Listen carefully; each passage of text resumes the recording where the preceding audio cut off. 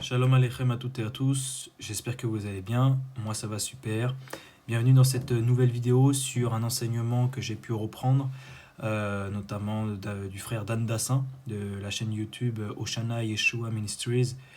Cette vidéo portera notamment sur la nourriture.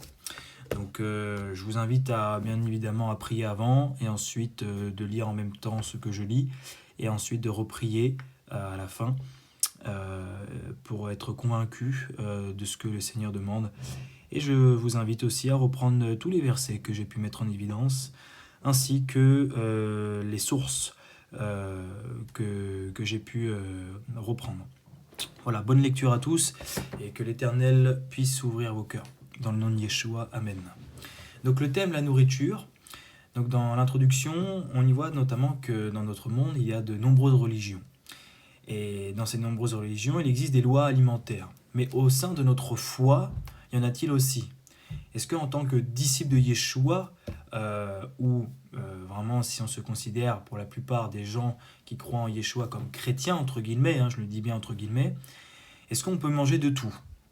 Voilà, ça c'est notre problématique, c'est un peu ce que nous allons développer aujourd'hui. On va voir aussi, est-ce que s'abstenir de certains aliments est un rôle dans notre salut? Eh ben, la réponse, elle est oui, elle est positive. Notamment, on le retrouve dans Ésaïe, au chapitre 66, du verset 16 à 17, où il est écrit « C'est par le feu que l'Éternel exerce ses jugements, c'est par son glaive qu'il châtie toute chair, et ceux que tuera l'Éternel seront en grand nombre. Ceux qui se sanctifient et se purifient dans les jardins, au milieu desquels ils vont un à un, qui mangent de la chair de porc. » Ok ? Des choses abominables et des souris, tout cela périront, dit l'Éternel. Donc, voilà. Gardons aussi à l'esprit que le péché est entré dans le monde suite à la désobéissance d'Adam et Chava, d'Adam et Ève, à cause d'une loi alimentaire, comme on peut le voir dans Genèse, chapitre 2, verset 17. « Mais tu ne mangeras pas de l'arbre de la connaissance du bien et du mal, car le jour où tu en mangeras, tu mourras. » Voici par la suite notre plan, ce que nous allons étudier. Dans une première partie, nous allons voir notamment les versets hors contexte, que beaucoup de chrétiens utilisent, notamment pour pouvoir manger des viandes impures. Et dans un second temps, les raisons scientifiques de ne pas manger des aliments impurs. Donc, les versets hors contexte. Donc, beaucoup de chrétiens estiment qu'on peut manger des aliments tels que le porc, le lapin, des crustacés, ou même de la viande de cheval, et que les lois alimentaires que Dieu avait données dans l'Ancien Testament, la Torah, sont abolies en prenant des versets hors contexte. Nous allons donc reprendre tous ces versets pour en connaître réellement le sens. Le premier verset hors contexte, c'est dans l'évangile de Matthieu, au chapitre 15, verset 11, « Ce n'est pas ce qui entre dans la bouche qui souille l'homme, mais c'est ce qui sort de la bouche, c'est ce qui souille l'homme. » Pour beaucoup, au travers de ce verset, on estime qu'on peut manger de tout. Mais il faut reprendre le contexte à partir du verset 1 et 2. On relit.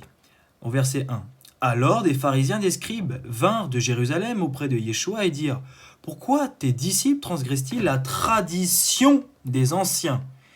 Car ils ne se lavent pas les mains quand ils prennent leur repas. » Effectivement, on peut relire ce même contexte dans Marc chapitre 7, versets 2 à 5, où il y a plus de précisions et d'explications.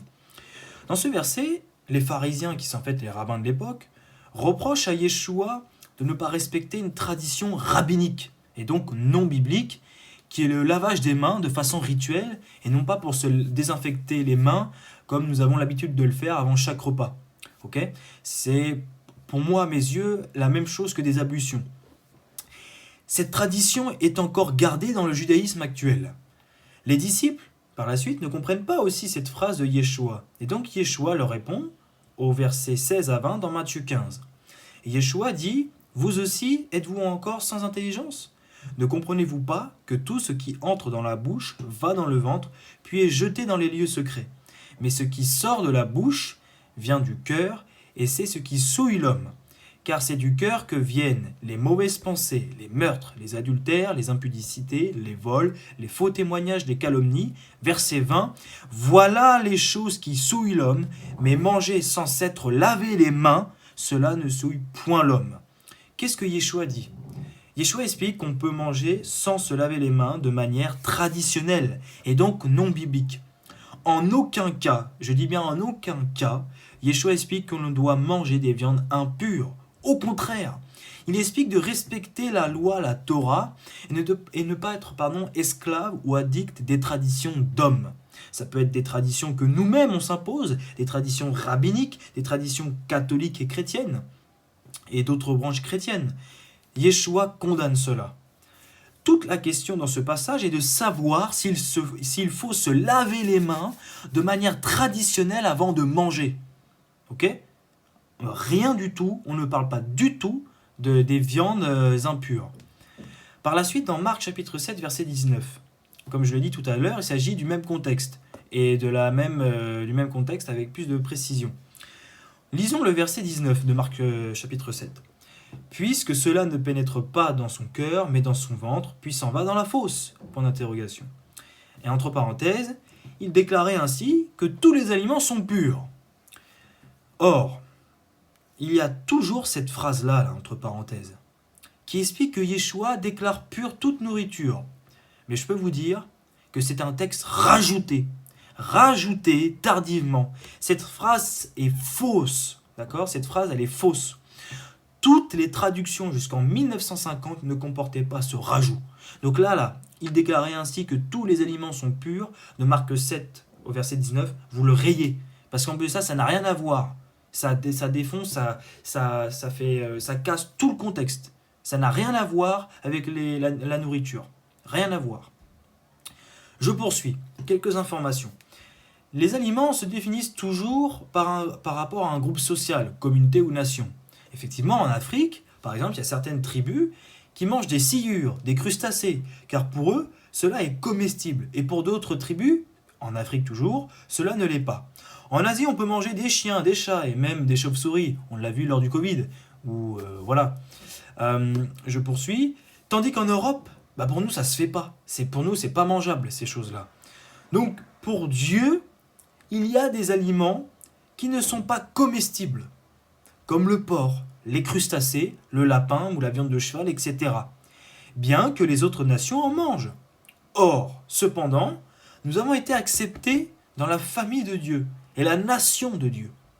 Alors, on se doit d'obéir aux commandements et de ne pas faire comme les nations ou de pratiquer encore des choses mauvaises que l'on faisait avant d'avoir rencontré et donné notre vie à Dieu. On doit être la lumière du monde. On doit être les influenceurs, non pas les influençables. Ok ? Maintenant, on reprend Acte 10. Alors, Acte 10, vous relirez tout le passage, mais de quoi on nous parle ?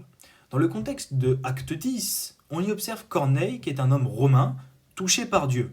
En effet, il fait beaucoup de bonnes actions et Dieu le voit. Déjà, c'est rassurant de voir que Dieu voit nos bonnes actions. Par la suite, un ange apparaît à Corneille et lui explique d'envoyer des hommes pour aller chercher Képha, l'apôtre Pierre. Képha, par la suite, va recevoir une vision avec plein d'animaux impurs, que lui-même rejette alors qu'il a faim. Et dans cette vision-là, le Seigneur lui dit « tue et mange ». Okay ?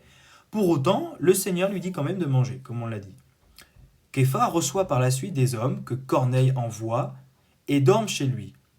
Le lendemain, Képha et les 3 hommes repartent chez Corneille. Lorsque Képha et Corneille se rencontrent, Corneille va s'agenouiller devant Pierre et Pierre va l'en empêcher car il est un simple homme. Ces deux derniers, discutent et expliquent leur vision et la visite qu'ils ont eue. À la fin du chapitre, les croyants non juifs, c'est-à-dire ceux d'origine païenne, les païens de base, reçoivent la Ruach HaKodesh, l'Esprit Saint. Dans ce passage, on pense souvent qu'au travers de cette vision, les lois alimentaires de Lévitique chapitre 11 sont abolies. Au verset 13, on nous parle d'aliments impurs. Et Képha, au verset 14, montre qu'il respectait les lois alimentaires parce qu'il dit « Non, Seigneur, je n'ai jamais mangé des choses abominables, comme celle-ci. » Après cette vision, Képha il est perplexe sur le sens de la vision, au verset 17. On y voit par la suite une tradition orale, qui est le Talmud, et non pas la Torah ou l'Ancien Testament de l'époque, qui disait qu'un juif ne doit pas se lier avec un non-juif, c'est-à-dire il ne doit pas le fréquenter. Okay ? La Torah explique tout le contraire dans Lévitique chapitre 19, verset 34. Et ce n'est qu'au verset 28 de Acte 10 que Képha donne son explication de sa vision. Képha ne parle pas du tout des lois alimentaires. La question c'est, est-ce que Képha s'est trompé ou est-ce que c'est nous qui avons bien compris la vision de Pierre? L'Éternel parle souvent à ses prophètes au travers des énigmes, notamment dans Nombre chapitre 12 verset 5. Képha, ici, il peut être considéré comme un prophète puisqu'il reçoit une vision et réfléchit au sens de cette vision. La vision ne parle pas de nourriture, mais des hommes non juifs et la relation qu'on entretient avec eux. Ok? Pardon, je me suis un peu perdu, voilà. Alors en effet, Képha suivait une tradition orale instaurée par les pharisiens, les rabbins de l'époque. Encore une fois, c'est une tradition, comme tout à l'heure, dans Marc chapitre 7. La tradition des rabbins et non pas la Torah. Et il sera même repris par Shaoul dans Galates chapitre 2, versets 11 à 12. Dans cette histoire, Képha y traînait avec des non-juifs. Et lorsque des juifs qui croyaient en Yeshua, parce qu'il traînait avec des non-juifs qui avaient cru en Yeshua, et lorsque des juifs qui croyaient en Yeshua arrivaient, ils se mettaient à l'écart des païens. Cette tradition humaine de ne pas fréquenter les païens bloquait le plan de Dieu. On parle bien de tradition humaine et non de la loi, et non de la Torah. Mais alors pourquoi Dieu parle ou utilise le mot impur pour parler des païens? Alors, j'ai un peu réfléchi aussi sur cette question avant de terminer ma lecture là-dessus. C'est que Dieu, parfois, peut nous parler avec notre langage. Vous voyez ce que je veux dire? Pour nous reprendre. Moi, je sais que Dieu me parle souvent à travers de mes parents, pour me reprendre. Vous voyez? Donc voilà. Par la suite, pourquoi donc Dieu aussi utilise le mot impur pour parler des païens? Car le Talmud compare les païens comme des animaux impurs. Et on peut le retrouver dans le Talmud Kéritoub 110b, où il est écrit « Pour l'interprétation d'un psaume, un rabbin dit « Le psalmiste compare les non-juifs à des bêtes impures. » Ah! Mais là, on comprend donc Acte 10. Vous pouvez notamment retrouver cette source dans fr.soc.religion.archive.com. Donc on comprend donc pourquoi Képha a reçu une vision sur des animaux impurs, car ces animaux impurs représentent les païens. Et quand Yeshua leur dit « tue et mange », en gros, il lui dit clairement de ne pas manger des animaux impurs, mais il lui dit en fait « annonce-leur l'évangile, annonce-leur la bonne nouvelle de ce que j'ai fait moi ». Et il faut présenter ces animaux impurs, qui sont donc considérés comme des païens, à moi. Ne t'arrête pas à des traditions qui nous bloquent et qui engendrent des divisions. Des traditions d'hommes, humaines, pas la Torah, je le répète. Il est évident, encore une fois, qu'on ne parle pas de la Torah ou de la loi, mais de la loi orale, de la tradition, c'est-à-dire le Talmud.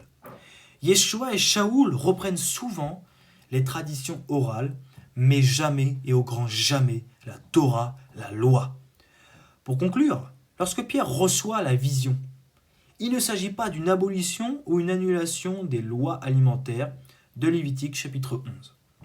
Maintenant, on va reprendre aussi un troisième verset hors contexte. C'est 1 Timothée chapitre 4 verset 1 à 5, où il est écrit « Mais l'Esprit dit expressément que dans les derniers temps, quelques-uns abandonneront la foi pour s'attacher des esprits séducteurs, à des doctrines de démons, par l'hypocrisie de faux docteurs portant la marque de la flétrissure dans leur propre conscience, prescrivant de ne pas se marier, de s'abstenir d'aliments que Dieu a créés, pour qu'ils soient pris avec action de grâce par ceux qui sont fidèles et qui ont connu la vérité. » Verset 4, « Car tout ce que Dieu a créé est bon, et rien ne doit être rejeté pourvu qu'on le prenne avec action de grâce, parce que tout est sanctifié par la parole de Dieu et par la prière. » La question qu'on peut se poser, c'est est-ce que Yeshua nous demande-t-il de pouvoir manger tout ce que l'on veut, notamment des viandes impures? Avant notamment d'entamer cette étude de 1 Timothée chapitre 4 versets 1 à 5, il faut tout d'abord savoir que l'apôtre Shaoul, l'apôtre Paul, il est difficile à comprendre. Pourquoi? Parce que c'est un grand théologien de l'époque qui a beaucoup de connaissances. Et c'est ce que va dire Pierre dans 2 Pierre chapitre 3 versets 15 à 16. Croyez que la patience de notre Seigneur est votre salut, comme notre bien-aimé frère Shaoul vous l'a aussi écrit, selon la sagesse qui lui a été donnée. C'est lui qui a fait toutes les lettres où il parle de ces choses dans lesquelles il y a des points difficiles à comprendre. dont les personnes ignorantes et mal affirmées tordent le sens comme celui des autres écritures par leur propre ruine.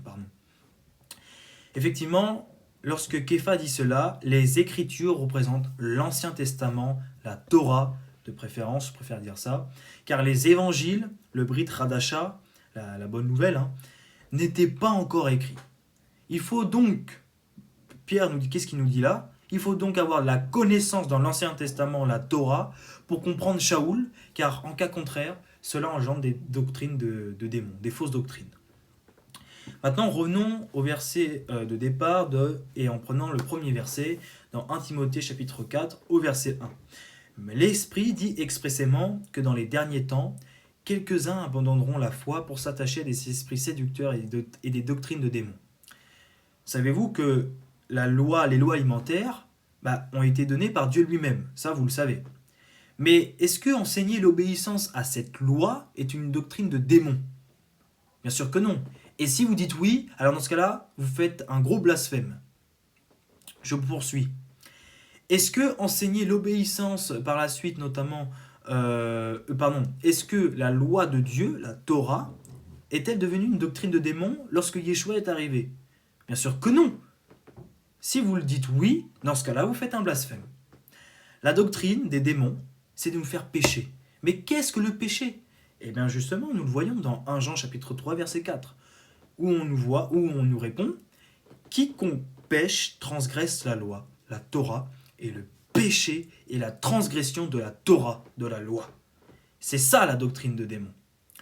Au verset 3, il est écrit « Prescrivant de ne pas se marier, de s'abstenir d'aliments que Dieu a créés pour qu'ils soient pris avec action de grâce par ceux qui sont fidèles et qui ont connu la vérité. » La doctrine de démon dit aussi de ne pas se marier. Or, Dieu nous demande de nous marier dans la Genèse. Soyez féconds et multipliez la terre. Je n'ai pas besoin de vous le rappeler. C'est pourquoi aussi l'homme quittera son père et sa mère et s'attachera à sa femme et ne feront qu'une seule chair.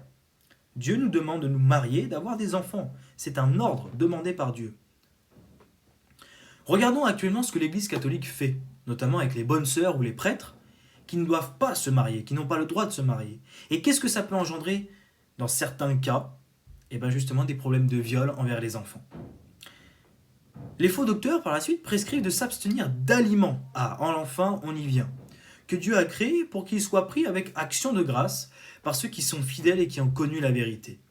Ici, Shaoul parle des aliments que Dieu a créés pour ceux qui sont fidèles à la parole et qui ont connu la vérité, c'est-à-dire Yeshua. Il ne s'agit pas d'aliments que le monde était d'accord pour pouvoir manger, tels que le porc ou les crustacés, le lapin, etc. Paul parle des aliments comestibles selon la Bible. Si vous voulez, Dieu, c'est notre Père. Okay? Il n'est pas comme les autres, et en tant que papa, il prend soin de nous. Et il nous aime. Et il fixe des règles pour qu'on lui soit agréable. Et qu'on vive bien. Parmi les règles, il y a la loi alimentaire. Il veut qu'on soit en bonne santé. Ok? La vérité, vous savez, c'est aussi la Torah, c'est la loi. Psaume 119, verset 142. Mais il s'agit aussi de Yeshua dans Jean chapitre 14, verset 6. Donc Yeshua, c'est la Torah incarnée, c'est la loi incarnée. Comme on peut le voir dans Jean chapitre 1, verset 1. Au commencement était la parole était Dieu, et la parole était avec Dieu, et la parole était Dieu. Alors, est-ce que Yeshua, il peut se contredire lui-même? Bien sûr que non, bien sûr que non. D'après les commandements de Dieu, les animaux qu'on peut manger sont dans Lévitique chapitre 11. Dans ce verset, de quoi on parle? Dans ce verset de Timothée, on parle des véganes ou des végétariens extrémistes. Effectivement, un disciple de Yeshua peut arrêter de manger de la viande, car dans le jardin d'Éden, il n'y avait pas de consommation de viande. Mais il ne doit pas l'imposer ou le forcer aux autres à faire de même. Vous allez me dire, mais quel est le lien avec le jardin d'Éden et le fait de ne pas manger de porc? Je vais l'expliquer dans un autre verset qui parle à peu près de la même chose. Soyez patients. Par la suite, l'apôtre Paul, Shaoul, utilise le grec dans sa lettre à Timothée. Et pour le mot aliment en grec, ça se dit broma, d'accord, qui est une référence à la nourriture des Juifs ou de la Torah. Et j'ai pu vous le montrer, là, aliment, ici, ok. Et là, broma. Broma, qu'est-ce que ça veut dire? Définition. Ce qui est mangé, les aliments. Mais puisque Paul, notamment, effectivement, il l'écrit en grec, cette lettre-là, mais lui, il a sa pensée juive, il a sa façon de faire, il a sa philosophie, pensée juive. Donc lui, quand il marque aliment broma, ce qui est mangé, quand il marque ce qui est mangé, il fait référence bien évidemment à ce qui est comestible selon la Torah. Il ne va pas aller à l'encontre de la Torah puisque il parle selon la pensée juive. Je poursuis. Au verset 4, car tout ce que Dieu a créé est bon et rien ne doit être rejeté pourvu que l'on prenne avec action de grâce. Il faut rester dans le contexte du mot broma, qui est la nourriture comestible selon les Juifs, mais surtout selon la Torah. Elohim a tout créé, mis à part la nourriture, mais tout n'est pas propre à manger. Si on dit que les lois alimentaires sont terminées, bah dans ce cas-là, on peut manger de la pierre, du bois, on peut manger même du caca. Ah bah oui, mais vous allez me dire, mais non, ça se mange pas. Bah, c'est la doctrine chrétienne. La loi alimentaire elle est abolie, alors on peut manger tout ce qu'on veut. Ça n'a aucun sens, aucun sens. Lorsque Shaoul, Paul, dit que tout ce que Dieu a créé est bon, il parle des viandes pures, avec le mot broma, qui veut dire sanctifié par Dieu dans sa loi Torah, comme dans Lévitique chapitre 11. Et donc, il y a une suite logique au verset 5, parce que tout est sanctifié par la parole de Dieu et par la prière. Qu'est-ce que ça veut dire être sanctifié? Être sanctifié veut dire être mis à part. Mis à part. Et dans la Bible, Dieu met à part la nourriture dans Lévitique chapitre 11. Donc le mot broma, en grec, il fait le lien avec Lévitique chapitre 11. Ces faux enseignements sont prêchés dans les églises et on transmet aux gens de s'abstenir de la consommation des viandes sanctifiées par Dieu lui-même dans Lévitique chapitre 11. Par la prière, le croyant il reconnaît ainsi la sainteté, que la sainteté est une déclaration faite par Dieu lui-même. L'apôtre Shaoul est juif, il est le chef de la secte des Notzrim, des Nazaréens. Il va confirmer à Timothée, dans 2 Timothée chapitre 3 verset 15, qui est à moitié juif, qu'il connaît les saintes écritures depuis son enfance. Et les saintes écritures représentent la Torah. Il n'y a pas de confusion entre Shaoul et Timothée. Vous allez me dire, oui, mais ça c'est les lois alimentaires données par Moïse. Sauf que non. Les animaux purs et impurs sont arrivés avant Moïse avec Noah, avec Noé, du coup en français, dans Genèse chapitre 7, verset 2. Poursuivons effectivement dans le 4e verset hors contexte. 1 Corinthiens chapitre 10, verset 25. Mangez de tout ce qui se vend en marché, sans vous enquérir de rien par motif de conscience. Shaoul, lorsqu'il dit cela, il ne fait pas allusion aux viandes impures, aux viandes pures et impures. On parle de viandes sacrifiées aux idoles, notamment dans 1 Corinthiens chapitre 8, verset 1. Pour ce qui concerne les viandes sacrifiées aux idoles, nous savons que nous avons tous la connaissance. La connaissance enfle, mais la charité édifie. Presque dans tous les chapitres de 8 à 10 de 1 Corinthiens, Shaoul, Paul, parle des viandes sacrifiées aux idoles. Nous poursuivons dans 1 Corinthiens, chapitre 10, versets 27 à 28. Si un non-croyant vous invite et que vous vouliez y aller, mangez de tout ce qu'on vous présentera, sans vous enquérir de rien par motif de conscience. Mais si quelqu'un vous dit « Ceci a été offert en sacrifice », n'en mangez pas, à cause de celui qui a donné l'avertissement et à cause de la conscience. Dans le contexte, les Corinthiens, on est à Corinthe, en Grèce antique. Et la plupart des viandes vendues dans le marché étaient dédiées à des idoles, aux dieux grecs. On connaît toute l'histoire avec Hercule, Zeus, etc. C'est la même chose. C'est des copier-coller, des plagiats notamment chez les Romains, etc. Je poursuis, ou plutôt c'est plutôt les Romains qui ont fait un plagiat notamment des dieux grecs. Bref, je poursuis. Et les nouveaux convertis dans ce contexte, notamment, se souviennent du concile de Jérusalem dans Acte 15. Je vous invite à regarder ma vidéo de Acte 15, où on donne notamment 4 lois de départ liées à la Torah pour les nouveaux convertis. Des lois notamment au respect dans la sexualité et des lois notamment à la nourriture, liées à la nourriture. Et parmi ces lois-là, lois dans la nourriture, il y a le fait de ne pas consommer des viandes sacrifiées aux idoles.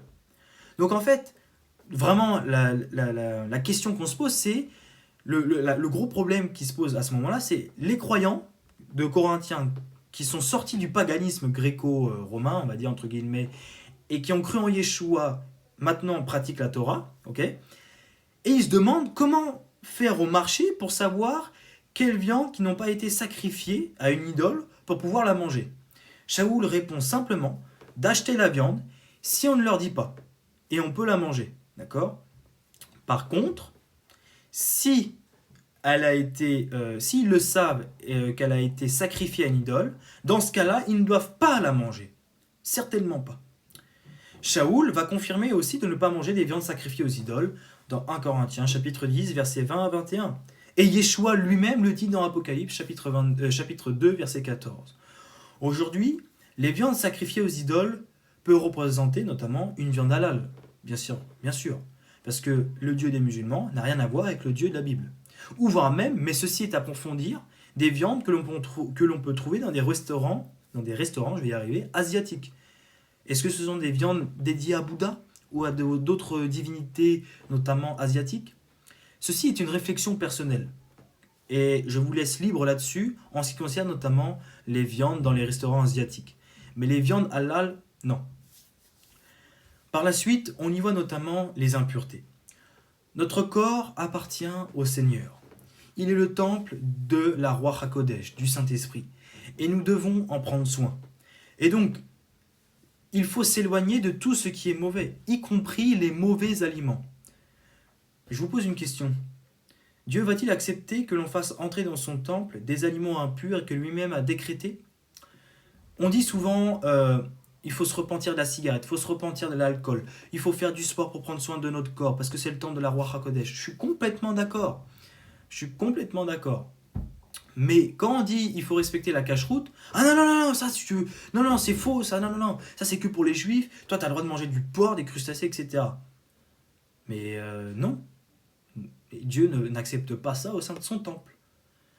Lisons Éphésiens chapitre 5 verset 3. Que l'impudicité, qu'aucune espèce d'impureté, et que la cupidité ne soit pas même nommée parmi vous, ainsi qu'il convient à des saints, à des kadosh. Et l'impureté représente aussi la mauvaise nourriture. Certains convertis refusent d'abandonner des mauvaises pratiques, comme manger des aliments impurs.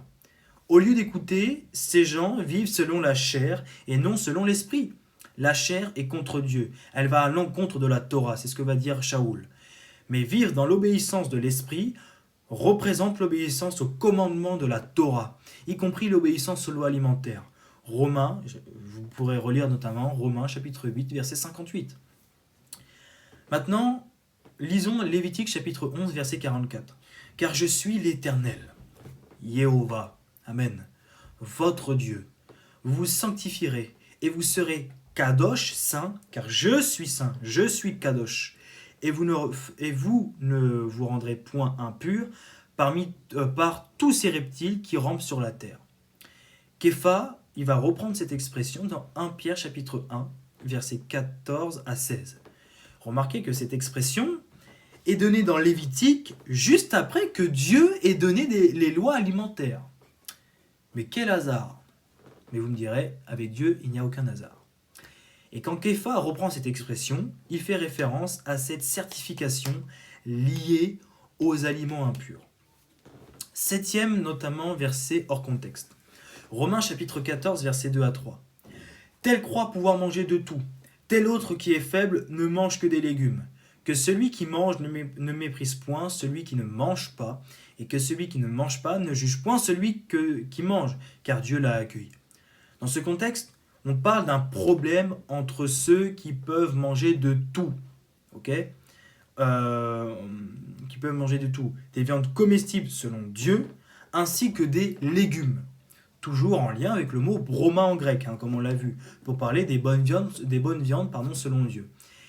Et ceux qui mangent uniquement aussi des légumes, je le répète encore une fois, il ne s'agit pas du tout de ceux qui mangent toutes sortes de viandes, y compris celles impures, et ceux qui s'en abstiennent, frères et sœurs. Alors pourquoi cette division? Alors il y a deux façons de penser, il y a deux interprétations. Car pour certains, la nouvelle naissance est un retour à l'Éden. C'est pour ça que je parlais du jardin d'Éden tout à l'heure. Et donc, au Jardin d'Éden, il n'y avait pas de consommation de viande, puisque effectivement, on est une nouvelle créature, et quand on est une nouvelle créature, on devient comme Adam et Ève, ok? Et il n'y avait pas de consommation de viande. Une autre explication qui est donnée par la suite est aussi pour notamment certains juifs qui croyaient en Yeshua, lorsqu'ils étaient en dehors du pays d'Israël au 1er siècle, ils ne mangeaient pas de viande par peur qu'elle soit sacrifiée à une idole. Un peu le même style que Daniel, qui n'a mangé que des légumes. Ok, et qui s'abstenait de manger des viandes, notamment parce qu'il avait peur que ça soit dédié à des idoles. Pour résoudre ce problème, entre végétariens et consommateurs de viande pure, du coup, Shaoul explique dans Romains chapitre 14, verset 14, « Je sais, je suis persuadé par le Seigneur Yeshua que rien n'est impur en soi et qu'une chose n'est impure que pour celui qui la croit impure. » Ce que dit Shaoul ici est que la viande pure selon Lévitique 11, provenant de Jérusalem, ne devient pas impure lorsqu'elle est exportée. Ok ? Si une viande est déclarée pure par Dieu dans Lévitique 11, alors elle reste pure. Mais si une personne, un croyant juif en Yeshua, la croit impure, dans le contexte dont je parle, car elle est loin de la terre d'Israël, alors elle est impure selon son imagination et sa conscience. Ok ? Mais en aucun cas on parle d'abolition des lois alimentaires. Là. On parle soit des extrémistes véganes qui veulent ne plus manger de viande, ok, parce qu'il y a la nouvelle naissance, ou soit aussi, on peut parler effectivement de notamment des juifs croyant Yeshua qui refusent d'en manger par peur qu'elle soit impure. Ok. Maintenant, 8e verset et dernier verset hors contexte. Colossiens chapitre 2, verset 16. Que personne donc ne vous juge au sujet du manger ou du boire, au sujet d'une fête ou d'une nouvelle lune, ou des Shabbatot, c'est-à-dire des Shabbats au pluriel. C'était l'ombre des choses à venir, mais le corps est en Christ en Mashiach. Shaoul, ici, parle des personnes non croyantes en Yeshua, des Grecs, décidément, ils sont partout. Quand c'est pas les Romains, c'est les Grecs. Un petit peu d'humour, frères et sœurs, ça fait pas de mal. Donc, on parle notamment des personnes non croyantes en Yeshua, des Grecs, qui condamnent les croyants grecs qui ont cru en Yeshua, qui pratiquent le Shabbat et donc la Torah, et non pas l'inverse. De plus, le verbe être un imparfait, c'était là, ok ? Comme on le voit aussi ici. Et je peux vous dire que c'est une mauvaise conjugaison et traduction en français. Car le verbe être en grec, dans la langue de l'écriture de base, est écrit au présent de l'indicatif. Et si on le met à l'imparfait, ça change complètement la phrase. La bonne traduction serait, la bonne traduction est, que personne donc ne vous juge au sujet du manger ou du boire, au sujet d'une fête ou d'une nouvelle lune ou des Shabbatot. C'est l'ombre des choses à venir, mais le corps est en Christ, en Mashiach. Quand c'est écrit c'est l'ombre des choses à venir, une ombre précède quelque chose.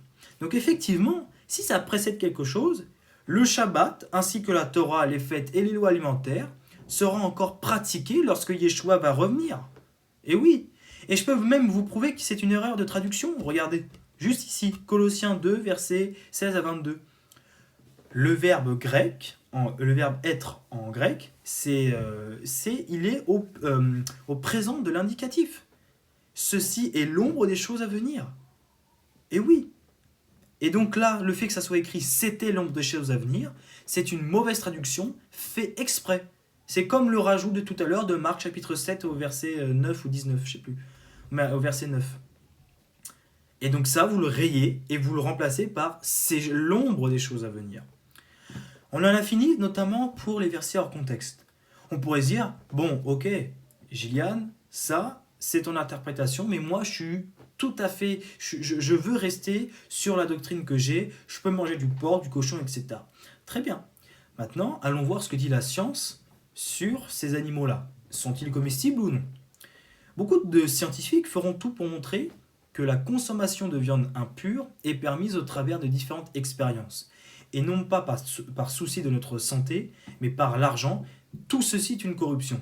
On l'a bien vu lors du Covid. Voilà, je ferme la parenthèse. Prenons l'exemple notamment du cochon, qui est beaucoup consommé en Europe. En France, au Portugal, en Italie, en Espagne, Voilà, dans toute l'Europe, et même partout dans le monde. Cependant, cet animal, savez-vous qu'il possède 70 maladies, telles que la goutte, le rhumatisme, le diabète, la leucémie, des maladies de rein, le cancer du sein, la baisse de 40% pour avoir des enfants, ainsi que des maladies cardiovasculaires. Vous en voulez encore? Moi j'ai eu ma dose. Voilà. Pour finir, le cochon possède aussi des virus. Et je peux même vous dire aussi que le cochon, il mange tout et n'importe quoi, y compris notamment ses excréments. Voilà, son caca, on va dire direct. Cet animal, donc, n'est pas comestible. Désolé pour vos tranches de jambon, de bacon, de saucisson, mais en tant que disciple talmidim de Yeshua, le cochon, on le met à la poubelle. Ce n'est pas pour nous. Ensuite, voyons voir aussi les insectes, les mouches, comme par exemple les scarabées, les cafards, etc. Le cheval, le lapin, le chat, le chien et même le singe. Ces animaux et ces insectes mangent leurs excréments. Ils mangent ça. C'est ce qu'on appelle notamment la coproagie. Ils ne sont pas comestibles, eux aussi. Eux aussi. Donc mettez ça à la poubelle. On va passer maintenant au monde marin. Les poissons qui ne portent pas d'écailles, comme la sciure, le poisson-chat, les requins, ont le rôle de nettoyage de la mer. Ce sont les éboueurs de la mer. Leur viande n'est pas comestible non plus. Passons maintenant aux crustacés et aux poulpes. C'est la même chose. Ce sont aussi des poubelles des mers, car ils se nourrissent eux aussi des toxines des mers. Et je vais vous dire, la dernière fois, j'étais, il y a 2-3 ans, je ne sais plus, ou quelques années, j'avais vu une photo sur Instagram. Et il y avait 2 photos. La première photo était une eau très propre, avec où il n'y avait rien dedans. La deuxième photo était une eau, c'était la même eau, où on avait mis notamment une moule. Moule frite, hein, tout le monde connaît ça. Et je peux vous dire non, c'était pas une moule, c'était une coquille Saint-Jacques. Et je peux vous dire qu'après, l'eau a été devenue complètement sombre, lugubre, sale et complètement trouble. Et je peux vous dire qu'il y avait beaucoup, beaucoup de toxines et des choses impures. Et je me suis dit, et dire qu'on en mange. Conclusion, les lois alimentaires en tant que chrétiens aujourd'hui sont toujours d'actualité. Voilà. Donc, voici les sources. La chaîne YouTube, comme je l'ai dit au début de cette vidéo, Oshana Yeshua Ministries d'Andassin. Animaux purs et impurs, la chair de porc et autres viandes impures sont-elles comestibles? Et ensuite, l'autre source par rapport au Talmud. Je vous incite à regarder notamment la vidéo de Dan Dassin et de reprendre ces passages-là, ainsi que notamment ces sources. Shalom à tous, c'était Gigi le disciple.